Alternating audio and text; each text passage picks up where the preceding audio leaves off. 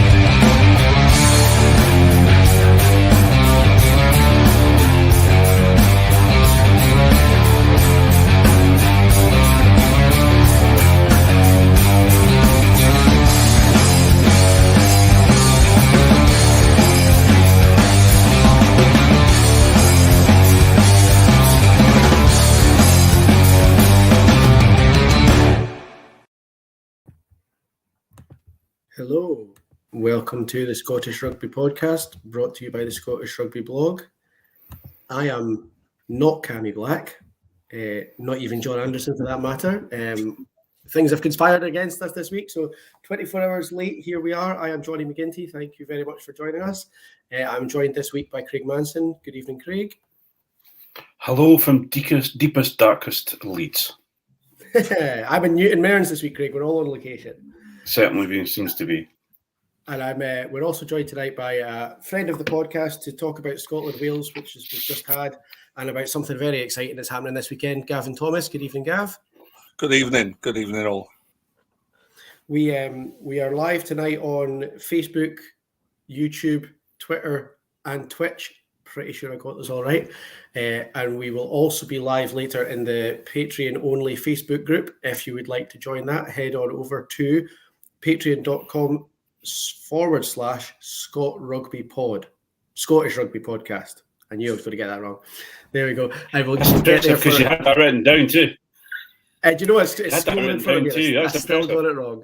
We'll get there. Loads of extra episodes for £3 a month, for £5 a month. All the extra episodes. I will have a wee shout out for you on the pod as well. So we got lots to get into this week.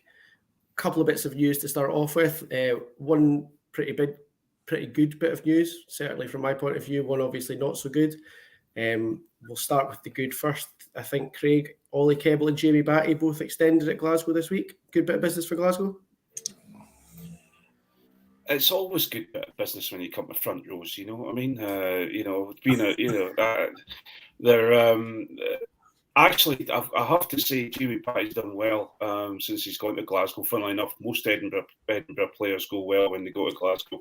But it's great news to see Scotland internationals still playing in Scotland and attracting the fans and attracting the crowds.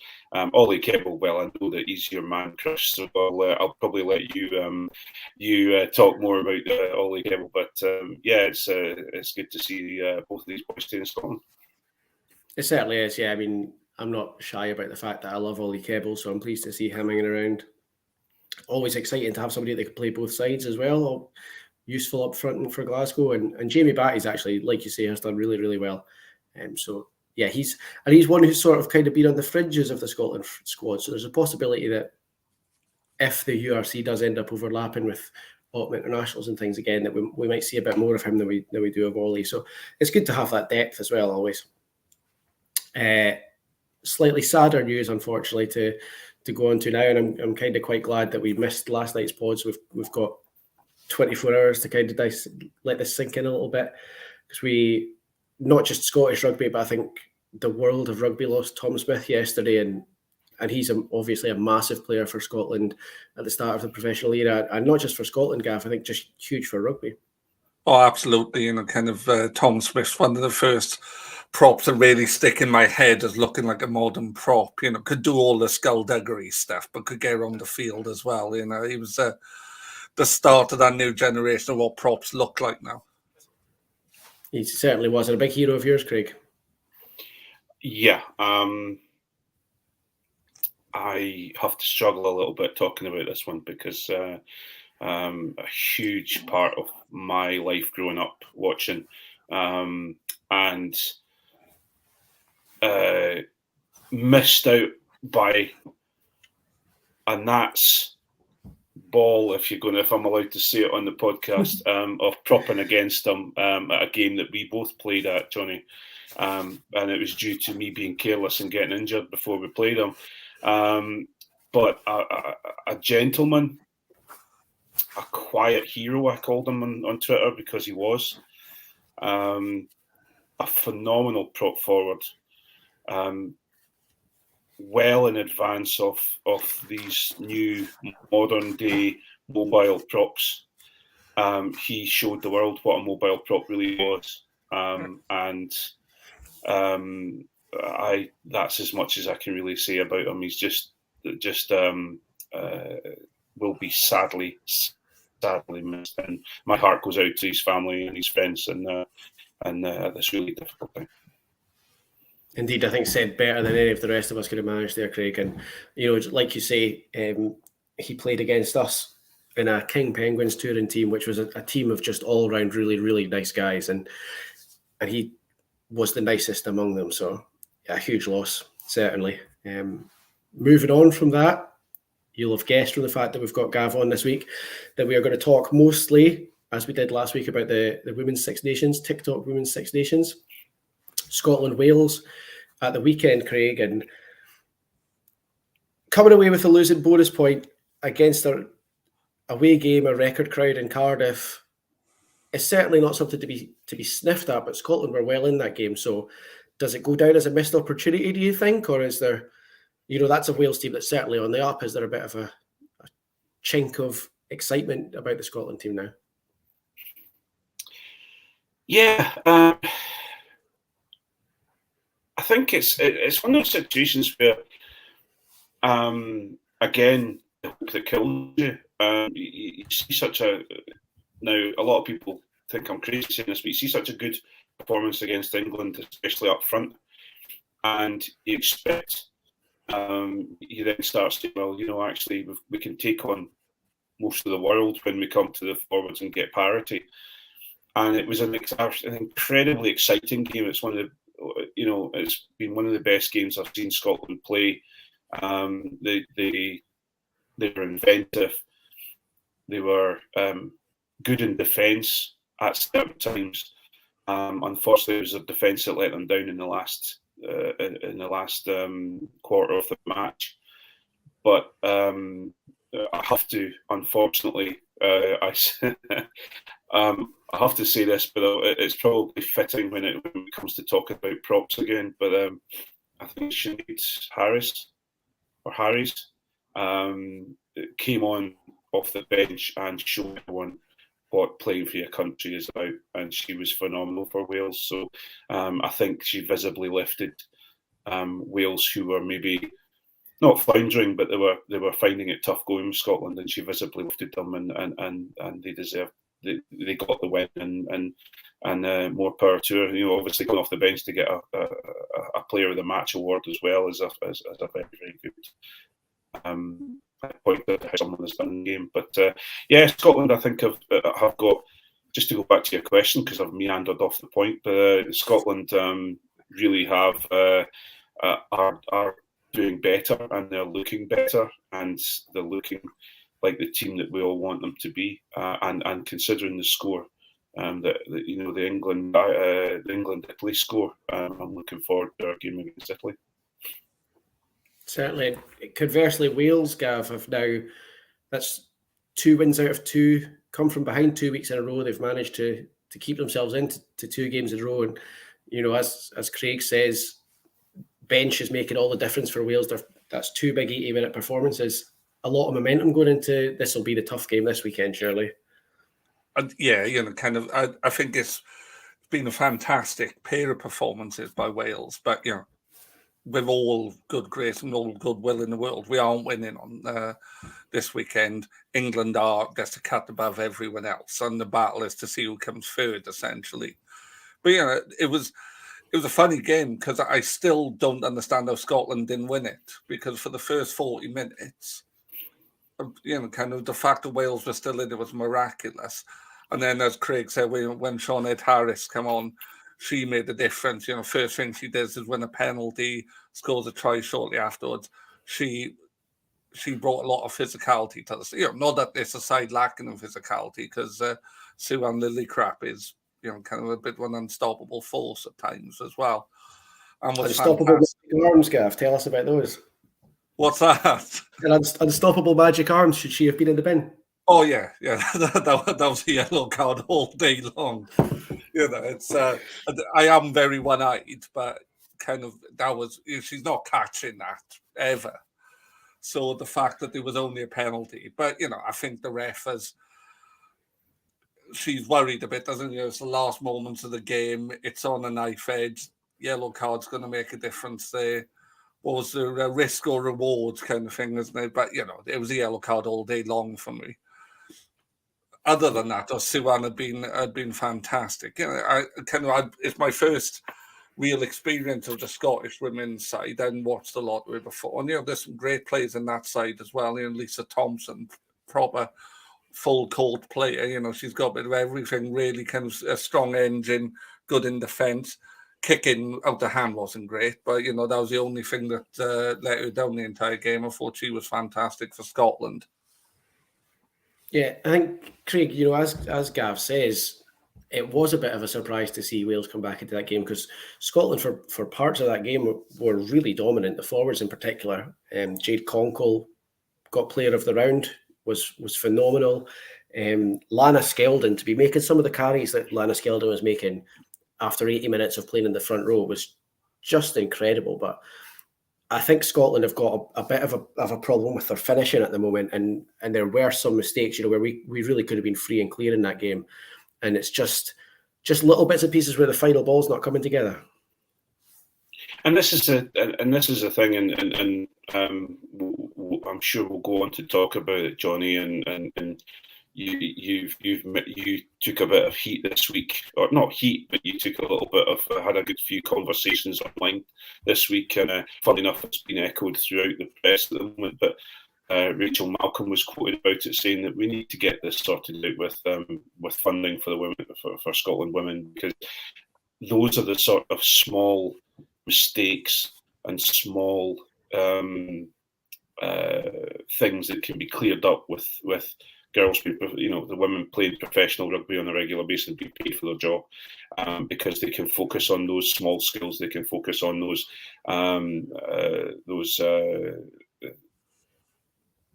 certain aspects of their then job, to make sure they're doing everything they possibly can to be as perfect as they possibly can. So I think Brian is an attacking coach. He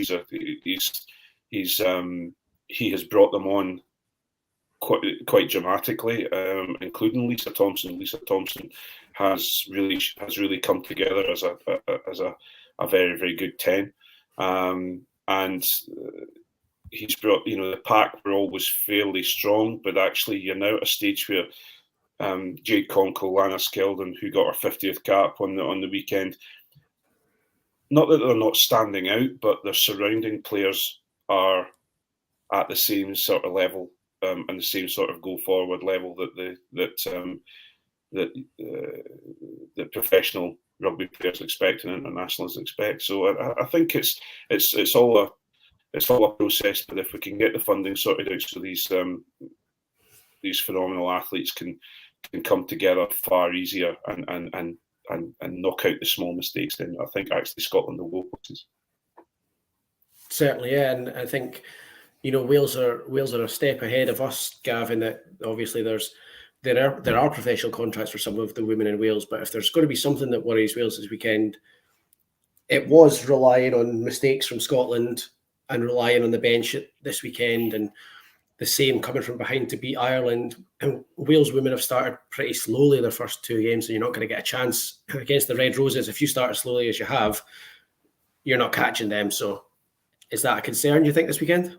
Well, yeah, I think Ewan Cunningham's gone for a different kind of approach as well against the Red Roses. He's picked a huge side, kind of Sinead Harris starting, Sue-Ann Lillicrap starting at 6, Cecilia Tuipulotu starting in the second row. They're going to take them on up front and try to deny them that kind of quick ball that England thrive on, and they're going to take the fight to them.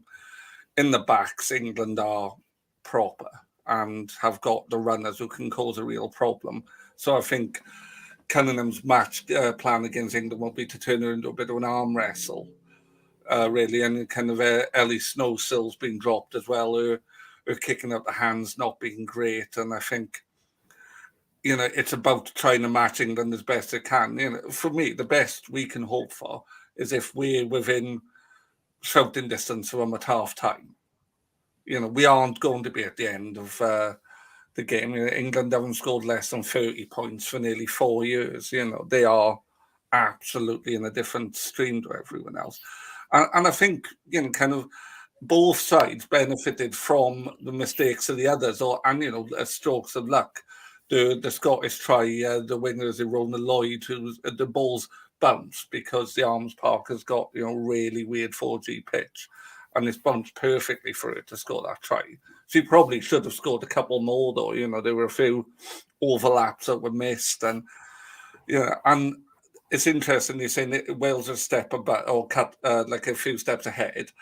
They've only been pro for 3 months. I don't think the professionalism has made the difference. It will do. It will do. Next year, they'll be better again. I think the difference, and it was interesting when I was doing a bit of research and looking at where the Scottish women were playing, and you had players playing for university sides within the squad, and all the Welsh squad play within the English league system. So they are playing against the Red Roses players week in, week out. And I think that's the difference for them at the moment. So we've touched on it. We might as well, I think, fully jump into it again at this point. Wales do have professional contracts, as you say, Gavin. They've only had them for 3 months. So on the pitch, it's not making a massive difference yet. I'm sure it will do. Do you think there's a difference now, though, in the mindset of the Welsh players who are going out now and saying, I am a professional rugby player, and that maybe that's where they're starting to get an edge straight away? If you saw some of the stories that they were telling a year ago, about Sue-Ann Lillicrap talking about doing 5-hour round journeys to get to training and stuff, after I'm working full time, then it's going to make a difference to the mindset, because you're not having to focus about other things. You're not having to worry about your job, because your job is literally being fit enough and skilled enough to play international rugby. So I think the mindset will change over time, and then the skills will up as well, as we've seen with England. And I think, at the minute, it's becoming quite competitive. You've got, I think it's 12 women on full-time professional contracts, another 12 on retained contracts, with the plan being to extend this as well. And the plan is, I think, long-term to be competitive against England and France. We are a long way off being competitive with England. France, who knows? But it makes no sense to me now, in a time when professional sport is embracing women's sport. I said this in the chat with John in the week. My son, who's 7, as far as he's concerned, women's sport is professional sport. He's seen England women play football and rugby, and he doesn't differentiate. He doesn't consider that to be any different, when he's seen England men or women. And so it seems strange that there are unions, and I can't make up Wales have exactly been early adopters. There are unions that aren't paying their women now. It seems strange. Craig, it's our turn, I think, because we are one of those unions, and I think we have to be clear at this point that the SRU are not doing nothing for the women. Brian Easton's been very clear about the fact that they've talked to a lot of the women in the squad about what they can do for them. They're in discussions to get a team into the Premier 15s and things, and there is a lot of support. There's a lot of professional coaching support as well. We do have to factor in things like Rachel Malcolm's a doctor, and so the wage that she'd have to be offered to become a full-time professional for Scotland is going to have to be better than the wage of a doctor, which is, that's something that's got to be considered in the long term as well. But with all that being said, time for some professional contracts? It was time 2 years ago. It was time 3 years ago. I think we have a situation where we have let England go, and it's so frustrating because, especially, you look at France went professional or semi-professional, and their gates are now getting bigger and bigger in their sports stadiums, and the French, they've got professional rugby teams, they've got a fan base, they're now getting 25,000 to games, and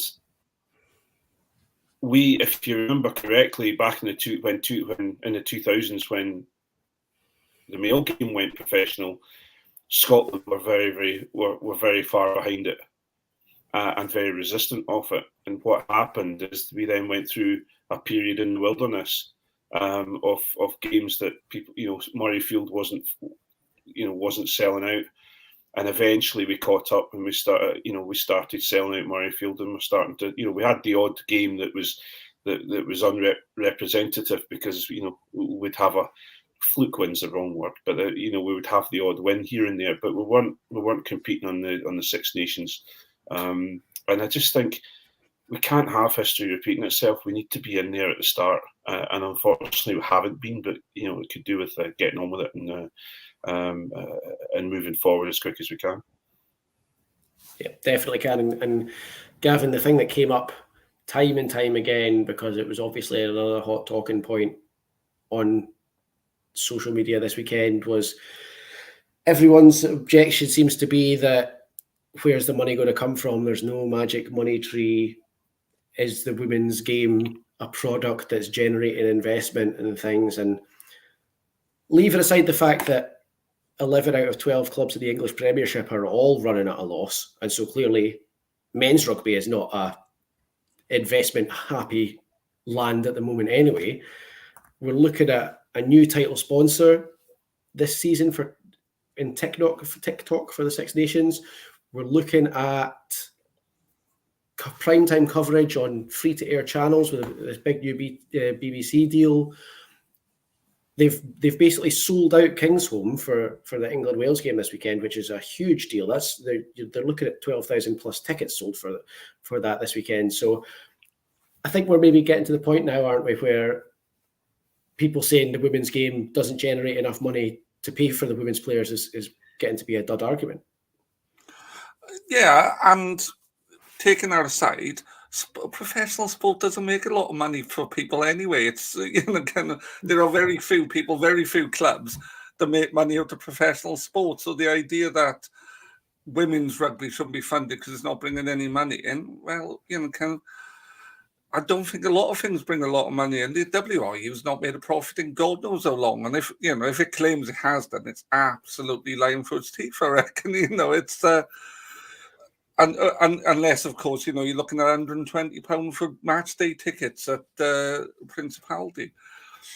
I don't think it's an argument anymore. If we are saying we value professional sport for men and for women, then put the money into it. It will make money back. And I think both Wales and England have been sensible because they've looked at stadiums and pricing. That means you're getting decent crowds in, 5,000 at the Arms Park on Saturday, 12,000 at Kingsholm. A bit of sensible pricing. I'm a Dragons fan. The Dragons would kill for a crowd of about 5,000. I just don't see the argument, and the argument is always, oh, well, I don't think it brings the money in. Yeah, I think there's something else beyond those arguments as well, or behind those arguments as well, isn't it? Kind of, because you see the comments, don't you? Oh, it's quite slow. It's, it's this, it's that.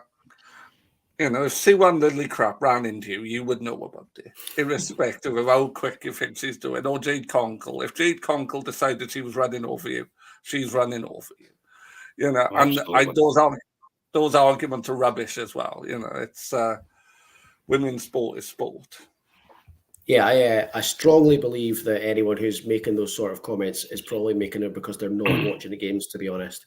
And Craig, the other thing I think that you kind of have to talk about when it comes down to the rugby's a business, where's the money coming from to pay these women arguments, is that yes, rugby is a business for Bristol, it's a business for Toulouse. It's it's a business for the clubs. For the unions, the job of the union is to develop the game, and profit is secondary. So, the RFU and the WRU have managed to find the money for these women's contracts. It is the job of the SRU and the IRFU, I think, to find that money as well, because we're talking about 50% of the elite level athletes that are representing our country not being paid to do it. Yeah, and it's little bits and pieces. Look at Edinburgh, for example. Edinburgh have been attracting crowds of 2,500 people in Big Murrayfield, right? In Daddy Murrayfield. Everyone, it was a laughing stock. Everyone, you guys all going about how crap the crowds we get, but it was invested in. We got some phenomenal players coming on board, some good coaches, and then we got the damn health. And all of a sudden, we're now at a stage where if we're playing good rugby, and we're getting 7,000 in through the door, or getting close to 7,000 in through the door. That's what's happening with women's rugby, and the SRU have to understand. I'm sure they do. I hope they understand. Forget about the business side of things. They are there to develop Scottish rugby. That's their job. And to sit back and say, well, we're happy to put as much money as we possibly can into Glasgow, into Edinburgh, and into the male international game and the Super Six. Spend £750,000 on a team that are the zebra of the American League in Old Glory. That £750,000 could have paid for wages for all the internationalists. It would give them probably 30 grand a year. I think I worked it out for 25 of them over a year. Why are we investing money over there when we should be investing in, say, 50% of the population in Scotland is not being represented correctly? If rugby is a business, then they'd be up on on charges for within the Equal Pay Gap Pay Act. It can't be a business. They can't turn and say we're a business here, but we're not a business there. They have to invest, and I think it's about time they invested. I'm not looking to start off giving them exactly what the men have, but I think we should be getting close to it at least. Yeah, someone said to me at the weekend, so what's your plan? Would you like them to be paid the same as the men, or paid more? Like, I'd start with paid at all, to be honest, would be good. And you're right, I've just done the quick maths there. 24 contracts at £30,000 a year, £720,000. So less than we're paying to hold up the entire MLR. I did a quick calculation as well myself, because we went to the Japan game, and we were in the silver tickets for the Japan game, and purely on what was brought in for that game, at the price that we paid for the silver tickets, it was over £2 million. Now, obviously, that's just what's coming in. You don't get to keep all of that because there are overheads to pay, but that's one men's Autumn International, and it's over twice what you would need to hand out double the amount of full-time professional contracts that the WRU have handed out. Mm. And and as we say, Gavin has said already that there hasn't been enough time for the value of those contracts to take hold in Wales, but the fact is that they're 2 from 2 in the Six Nations now. They've put in 2 80-minute performances. They've got a team that believes in themselves, and I don't think that there's any way that part of that is not because they now know that they are professional players. I think that's maybe. Go on, Gavin. It just allows you, I think, if you paid and you know that's your job, it just allows you to focus on doing it, doesn't it? You know, that's the key difference. Knowing, right, I'm not going to have to drive from London to Bristol, or I'm not going to have to drive from Swansea to Bristol to get the training after I've done a full day doing whatever job I'm doing. It allows you just to focus on the job of being a rugby player. And they were already doing it at a high level. They were already, doing it at an international elite level. So the idea that they had to do another job alongside it is absolutely ludicrous. And World Rugby aren't helping things. They put, or I think it was either a Six Nations program, advertisement or marketing campaign. They put up a player from each of the Six Nations and saying, "Here's Jade Conkle. She's an international rugby player and a firefighter." You wouldn't do that with Hoggy. No.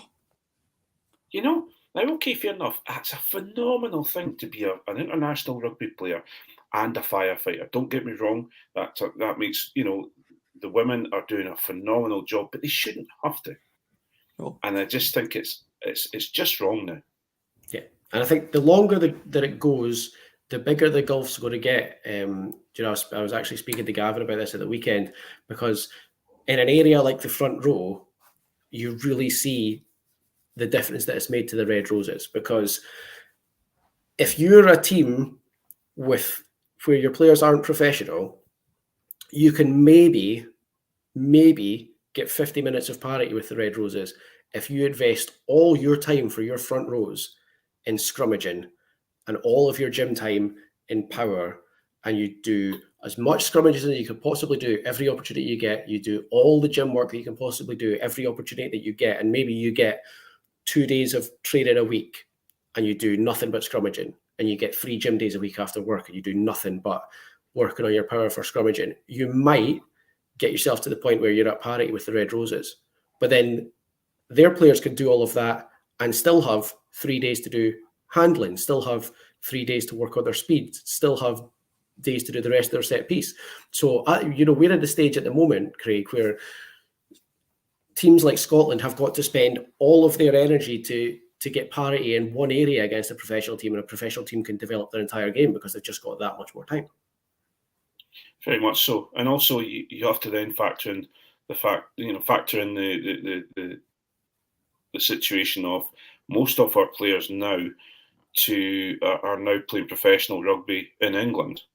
As Gavin said earlier on with the Welsh team, Scotland, if you look at the Scotland team and look at the clubs they play for beside their name, there's only maybe 3 to 5 players that are coming from Scottish teams and professional teams. All the rest are playing for playing in London, playing in Bristol, playing in Exeter, playing in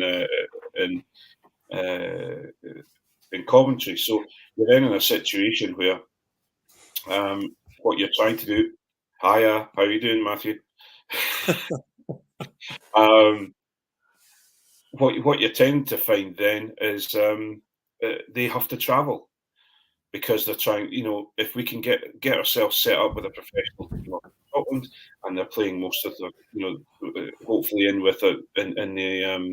the Premiership with the Alliance 15s, then they're not having to travel as much as well, so they can be within. They can come to camp a lot easier as well. So it's just a whole setup, really. I think that's the solution, isn't it? Both Wales and Scotland are in negotiations to have sides in the Premier 15s, and that's common sense in my head, because it allows them to play together more regularly, allows the union to have a bit more impact on what they're doing. But it makes no sense for Scotland to be in negotiations to do the SRU to be in negotiations to do that without first of all identifying their professional player base. Because when Wales do that, and I've no doubt they will, and they set up a team in Cardiff, then all those women who are contracted will be the ones they pull in first of all. I don't understand why the SRU won't just do that first and then worry about the club afterwards. Yeah. I think we have made ourselves pretty clear once again about the women's setup. Let's turn to something hopefully a bit more optimistic, Gav, because you're not just here to tell us about how much higher performing Wales are.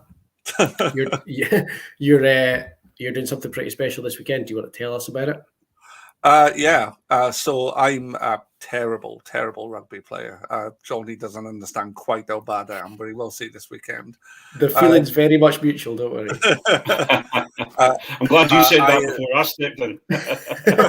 Well, you played with him, Craig, so you would know. But so myself and a group of players, Johnny included, over this weekend we'll be playing 2 games within 24 hours, 300 miles apart. I live on the south coast in Hastings, and we're playing up at Southport. And then on the Sunday, a group of us are playing down in Hastings to raise money for Melanoma UK, which is a patient charity for sufferers from skin cancer. And we're doing it in memory of a teammate of mine, a wonderful tight head called Nick Giles, who passed away 2 years ago now, 18 months ago, from melanoma at the age of 33. And Nick liked doing ridiculous things. Nick would say, "Oh, let's do something," and you would find yourself in absolutely ludicrous situations, and you'd have no real idea how.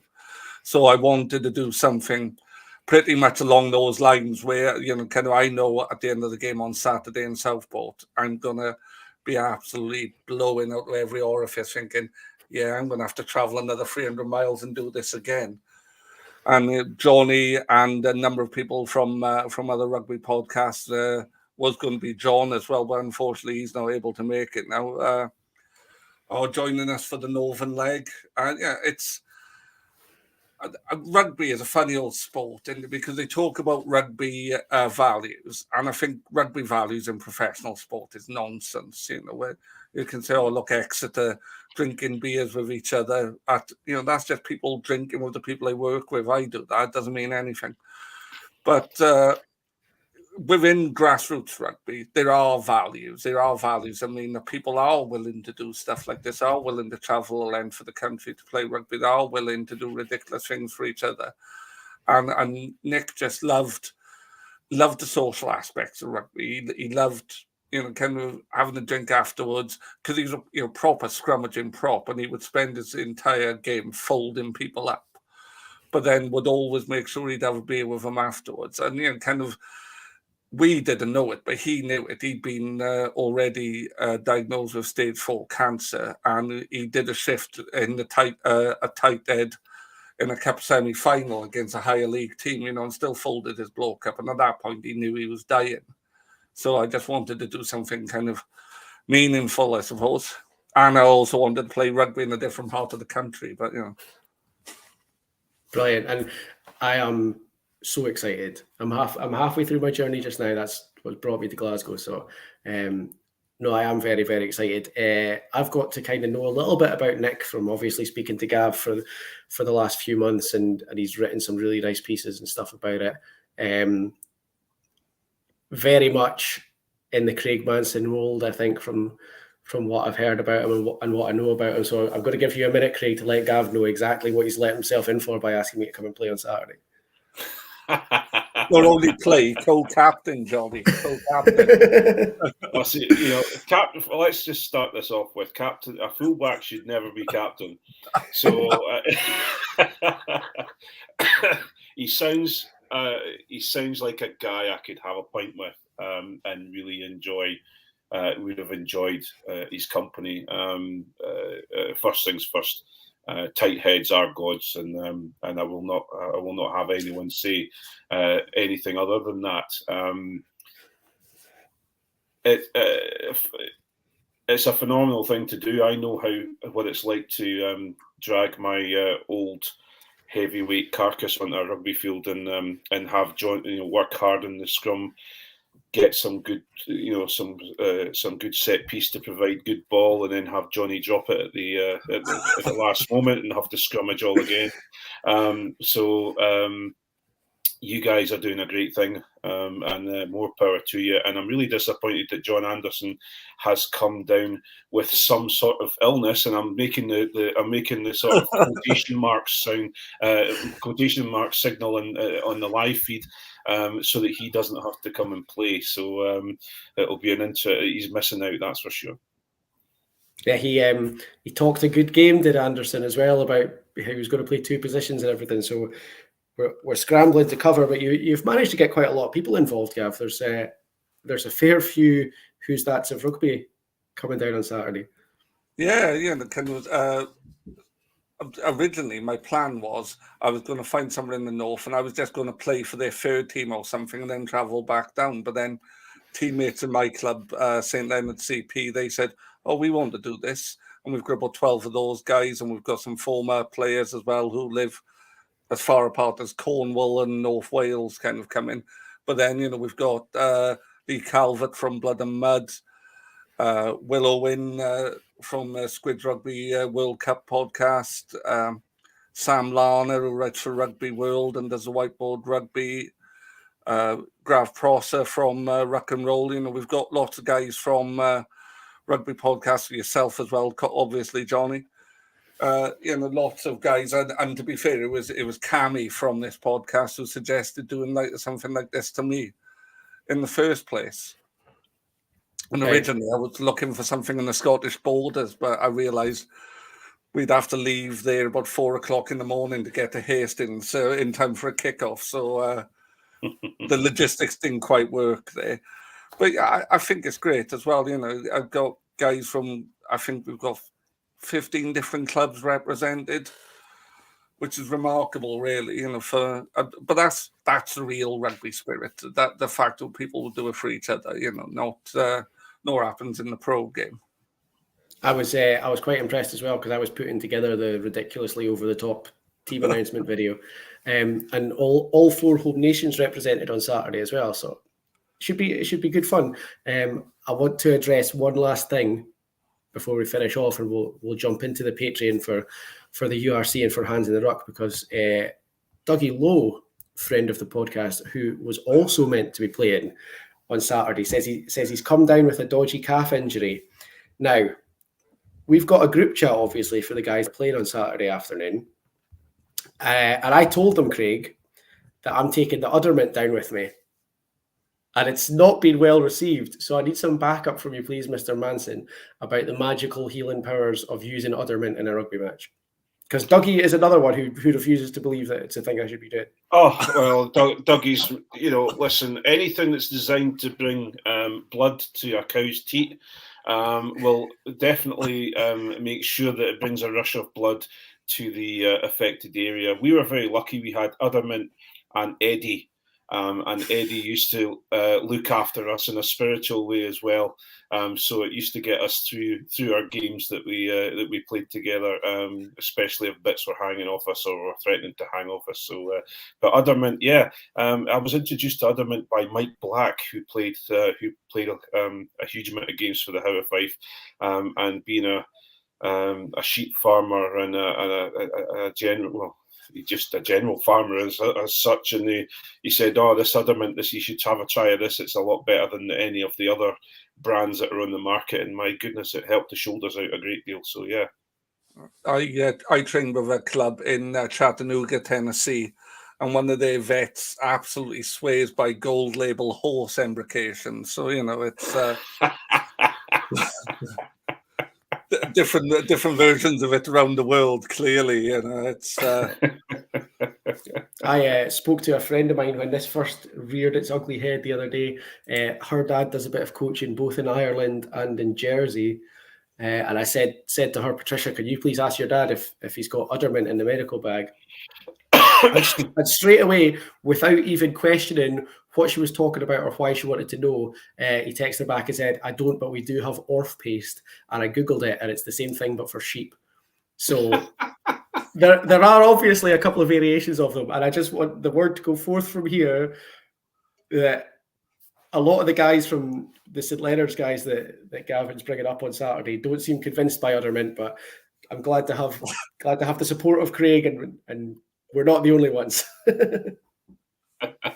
I think I think that's probably covered everything that we want to talk about for Scotland women, and we've had a good chat about what we're doing this weekend. So I think we'll do as we did last week. We'll keep the URC chat for the Patreon and the Hands in the Ruck.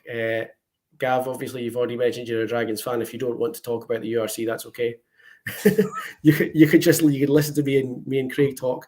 But we will take a quick comfort break. So it's for anyone watching on the live stream who's not a Patreon and anyone listening on the free version, it's a goodbye from me and goodbye from Craig and Gavin for just now.